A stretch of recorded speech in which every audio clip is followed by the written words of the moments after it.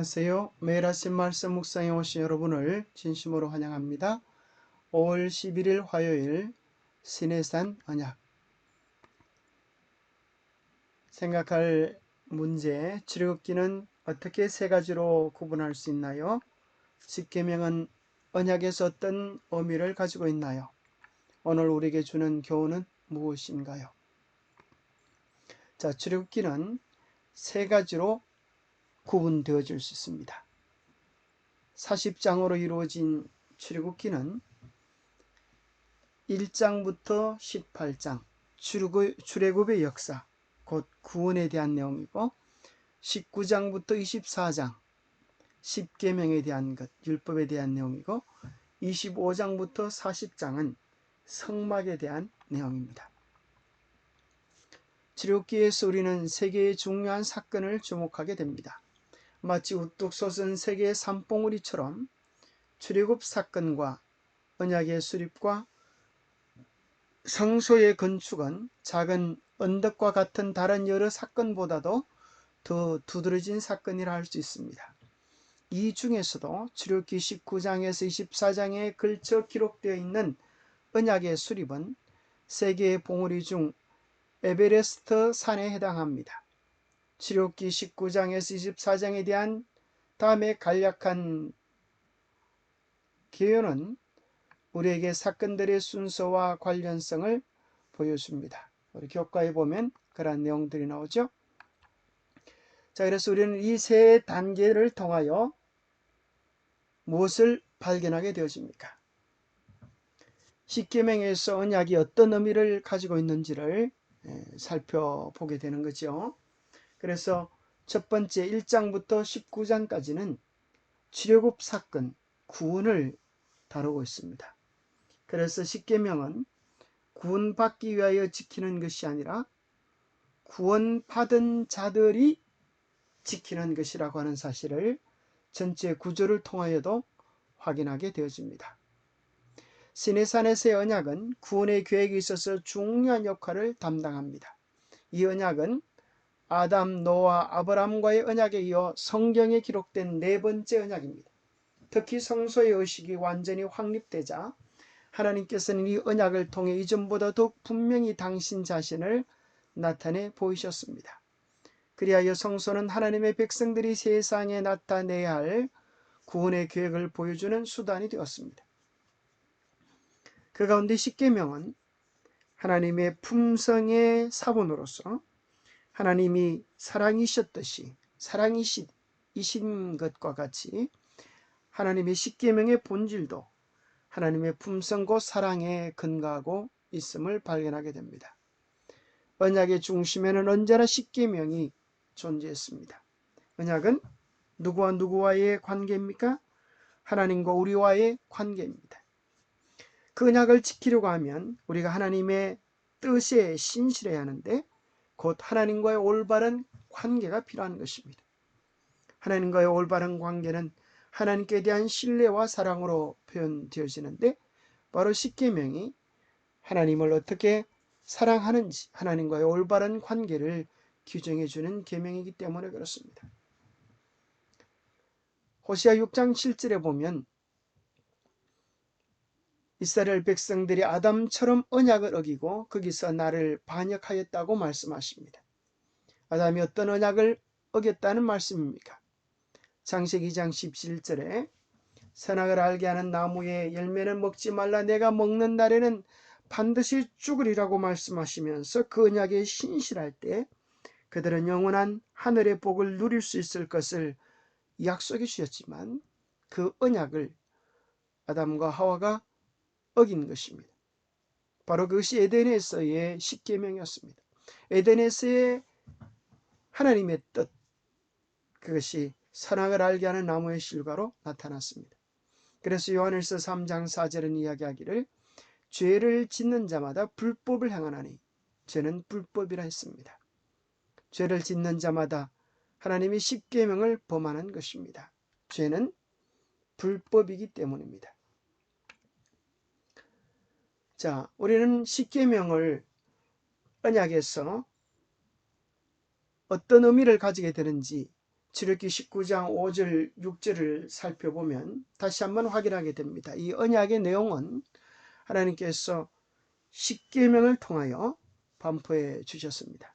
그러면서 언약을 맺으시면서 세계가 다 내게 속하였나니 너희가 내 말을 잘 듣고 내 언약을 지키면 너희는 모든 민족 중에서 내 소유가 되겠고 너희가 내게 대하여 이스라엘 제사장 나라가 되며 거룩한 백성이 되리라. 너는 이 말을 이스라엘 자손에게 전할지니라 하셨습니다. 본문을 읽어보면 마치 언약을 잘 지키면 하나님의 특별한 백성이 될 것을 이야기하시는 것처럼 보입니다. 그러나 그 말씀은 바로 그 앞절에 나와 있는 4절에 있는 말씀과 연관시켜 본다면 4절에 보면은 구원에 주었기 때문에 바로 기억절이죠. 이번 과의 기억절. 내가 애굽 사람에게 어떻게 행하였음과 내가 어떻게 독수리 날개로 너희를 업어 내게로 인도하였음을 너희가 보았느니라. 업어 인도하였다라는 말은 애굽에서 구원에 주었음을 너희가 보았다. 그리함으로 너희가 내 언약을 잘 지키면 그 구원받은 백성의 삶을 지속적으로 누릴 것을 이야기해 주고 계시는 것을 발견하게 됩니다. 그래서 우리가 하나님의 십계명을 잘 지키면 구원을 받는 것이 아니라 언약을 충실하면 내 백성이 되어지는 것이 아니라 내 백성이 되었기 때문에 하나님께서 언약을 충실히 감당하라고 이야기하시는 것입니다. 그것은 십계명을 반포할 때도 마찬가지입니다. 십계명은 출애굽기 20장 3절부터 우리가 흔히 읽지만 2절을 간과해서는 안 될 것입니다. 2절에 보면 나는 너를 애굽 땅 종되었던 집에서 인도하여 낸 너희의 하나님 여호와니라 라고 말씀하십니다. 바로 너희를 애굽 땅 종되었던 집에서 구원하여 낸 하나님께서 너희가 구원받은 백성이기에 하나님의 계명을 신실히 지키라고 이야기하는 것입니다. 이미 그들은 하나님의 백성이 되어졌습니다. 어떻게 해요? 하나님과의 언약 속에서 말입니다. 아브라함과의 언약 속에서, 이삭, 야곱 언약 속에서 이미 하나님의 백성이 되어졌습니다. 그러면 하나님께서 왜 다시 이런 말씀을 하실까요? 언약을 지키면 너희는 모든 민족 중에서 내 소유가 되겠고 너희가 내게 대하여 제사장 나라가 되며 거룩한 백성이 되리라 한 이 말씀은 출애굽보다 더 큰 의미가 있습니다. 그것은 모든 민족 중에서 이 언약을 지속적으로 지켜나가면 하나님과의 살아있는 관계를 유지해 나가면 모든 민족 중에서 특별한 소유, 거룩한 백성이 되게 해 주시겠다고 약속하시는 것입니다. 만약 이스라엘 백성들이 하나님의 그 계명에 충실했다면 무슨 일이 벌어졌을까요? 이 약속이 온전히 성취되었을 것이고 그들의 마음속에 하나님의 형상이 회복되어져서 그들은 온 세상에 축복을 나누는 거룩한 제사장 백성이 되었을 것입니다. 이스라엘이 애굽의 속박에서 구원받은 것은 단순히 육신의 속박에서 자유로워지는 것보다 더 크고 중대한 의미를 가지고 있음을 하나님께서는 가르쳐 주셨습니다. 그분께서는 그들을 죄의 노예 상태에서 구속하기를 원하셨는데 그 일은 그들이 성소 봉사의 표상과 상징을 통하여 배운 바와 같이 오직 메시아의 희생을 통해서만 가능하였습니다. 이 모든 언약이 이루어지고 완성되어지는 데는 반드시 그리스도의 십자가의 보혈이 필요했습니다. 자, 출애굽기는 세 가지로 구분될 수 있다 그랬죠? 구원, 율법, 성소입니다. 이 성소를 잘 보면 우리의 구원의 계획이 무엇인지를 분명히 알려주는 하나님의 우리에게 알려주시는 구원의 교과서입니다.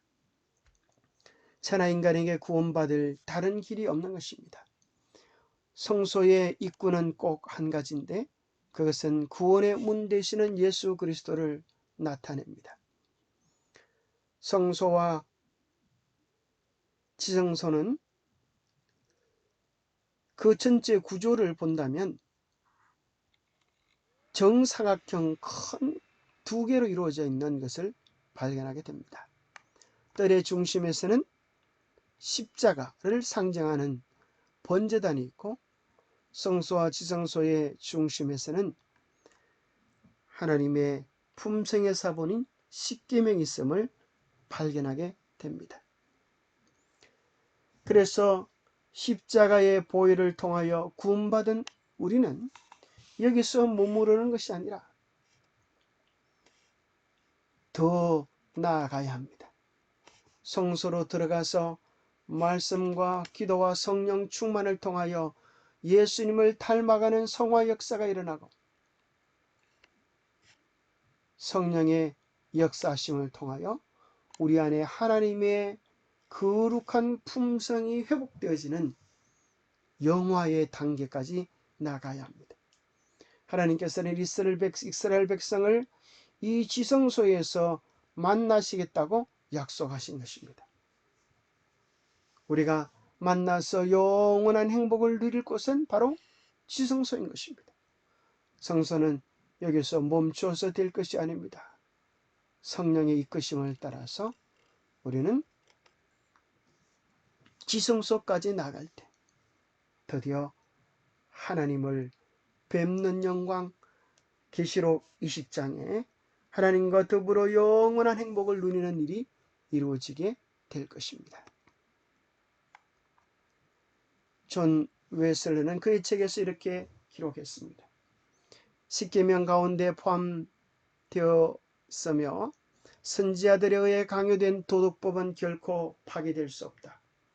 그것은 하늘에서 충성된 정의도로 견고히 선다. 도덕법은 불순종하고 목이 곧은 백성들을 일시적으로 제하기 위하여 계획된 의식법이나 예법과는 전적으로 다른 기초 위에 세워진다.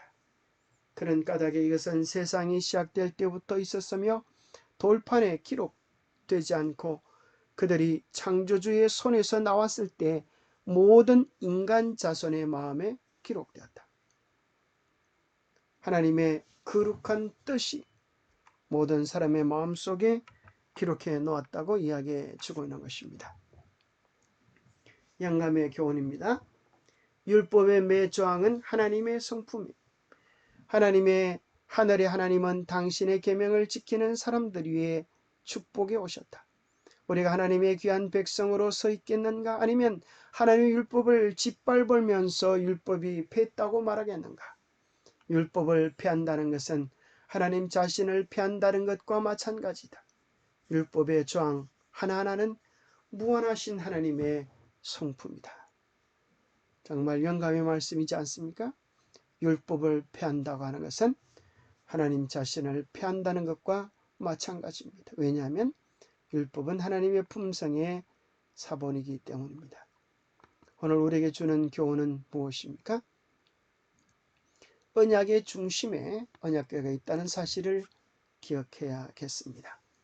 그리고 그 언약궤는 이 땅의 성소에 있었을 뿐 아니라 하늘 성소에, 하늘 지성소에 여전히 변함없이 그 언약궤가 있는 것입니다.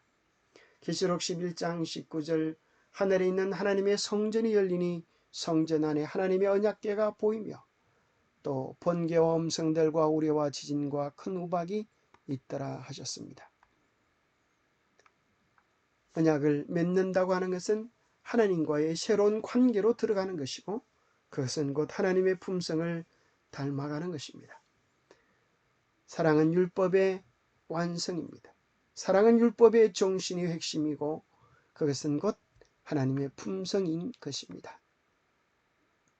그래서 하나님은 우리를 단순히 애굽에서 건져내는 것에 만족하지 않고 우리 안에 하나님의 귀한 형상을 회복시키기를 원하시는 것입니다. 이것이 구속사업의 목적인 것입니다. 사람을 창조하신 하나님의 목적이 실현되도록 사람에게 창조주의 형상을 회복시키는 것. 다시 말해 지덕체의 발달을 정지시켜 사람으로 하여금 창조되던 당시의 완전한 상태로 돌아가게 하는 것이 구속사업이다. 이것은 또 교육의 목적인 동시에 인생의 위대한 목적이기도 하다. 하나님의 형상을 회복하는 것. 이것이 곧 구속사업이라고 말씀하십니다. 그리고 이것은 교육의 목적인 동시에 인생의 위대한 목적인 것입니다. 여러분, 하나님께서 우리를 향하여 가지고 계신 이상은 얼마나 크십니까? 우리를 당신의 가족으로 초대하시면서 우리 안에 당신의 형상을 회복시키기를 원하시는 것입니다. 이 위대하고 원대한 계획은 우리의 노력으로 이룰 수 있는 것이 아닙니다. 이는 힘으로나 능으로 되지 아니하고 오직 하나님의 성령의 역사하심으로만 가능한 일입니다. 기도하겠습니다. 하나님 아버지, 우리를 위한 하나님의 놀라운 계획에 감사를 드립니다. 제만은 우리를 구원하실 뿐 아니라 언약의 백성이 되게 하심을 인하여 감사합니다. 우리 안에 주님을 품고 주님의 형상을 회복하는 위대한 역사가 이루어지게 하여 주옵소서. 하나님을 사랑하는 자는 그의 계명을 지킨다고 하셨사오니 참된 언약 안에서 살 수 있도록 성령님 우리를 붙잡아 주시고 우리의 죄 많은 품성이 감히 성령의 역사하심으로 새롭게 창조하심을 통하여 하나님의 형상을 회복할 수 있도록 축복하여 주시옵소서. 매일 성령을 통한 아름다운 교제가 우리 안에 있을 수 있도록 축복해 주셨기를 우리 주 예수 그리스도로 모자하여 간절히 간구하옵나이다. 예, 감사합니다. 하나님을 깊이 사랑함으로 그분의 품성을 닮아가는 우리 모두가 되시기를 축복합니다. 감사합니다.